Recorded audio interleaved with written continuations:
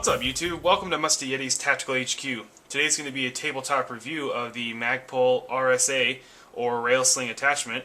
Now some of you guys know how angry I was at Magpul for the delayed release of this thing. It was supposed to be out about a year ago, and after months of waiting I just said screw it. I was actually so upset I told myself I would never buy one. However, I just can't say no to Magpul parts. I love everything Magpul, as you can see on my rifle.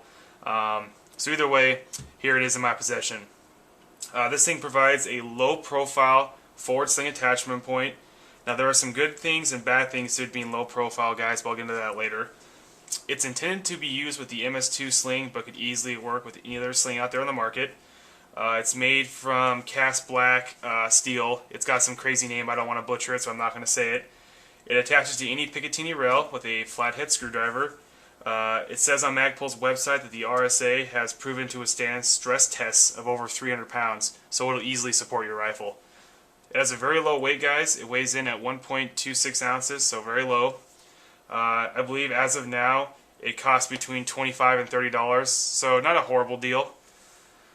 Let's go ahead and just get this thing installed. For my subscribers that follow me, you know I was running the Daniel Defense Sling swivel mount, so I just went ahead and removed it. So the RSA clamps onto the rail with a screw here. It already comes covered in Loctite from Magpul. I hope you guys can see that. So thanks Magpul. Now you can put this thing wherever you want. You know, you can put it here, here, up here. You know, anywhere where you have Picatinny rail, this thing could go. I'm just going to be showing you a couple of places that might work for you. It's one of those products where you're just going to have to play with it to figure out what exactly works best for you. So I'm going to go ahead and install it right here, if I can get lucky here. There we go. Get the flathead screwdriver. I'm not going to go crazy tight, guys, because I'm going to show you one more way to mount this thing. So I'm just going to do it with hand tight right there. So I'm going to run it with the loop up now, because the imbus sight is thinner than the X-Team rail covers. So I have more real estate up here to play with when I want to attach my sling. I would probably prefer to run it on top with the loop coming at you guys. That might affect the way the imbus sight folds down, and I don't want my rail attachment point being way back here. I want it as far out as possible. Like I said, it's something I'm going to have to work with to see what works best for me, so I'm just going to be playing with this thing until I figure out the exact spot for this thing. Alright guys, real quick, let's just see how the MS2 sling attaches with the RSA mounted at the end of the quad rail next to the front iron sight.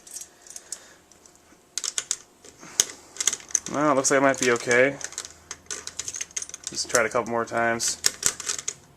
That's pretty quick. Definitely a lot quicker than having to get on that skinny attachment point there.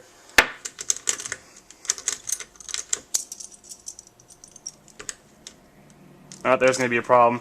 So I'm going to show you another way to mount this thing in a second, guys, which has the same problem, but you have to make sure the clip opens up towards you, because if that opens up toward the iron sight or flip up sight, it's going to hit it and not allow you to clip it on there. So one of those little things you might mess up if you're in levels of high stress. So let me go ahead and try another way to mount this thing, and I'll be right back. Alright guys, for those that are curious, here's another way you could attach the RSA sling mount. I went ahead and put it down low. I have noticed, however, that with X-Team rail covers mounted on the side of my quad rail, that this space here is really tight for the MS2 clip to get into. Now I hope this makes sense, but in times of high stress, you're just going to grab this thing and try to stick it on there if you need to.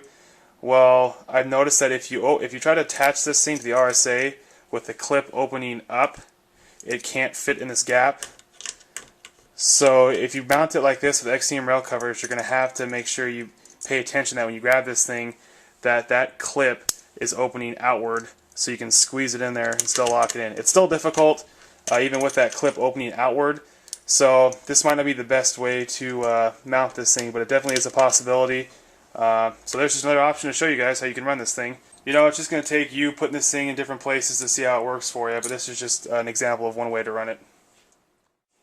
Alright guys, that's about it. I was going to show you one other thing while we're at it.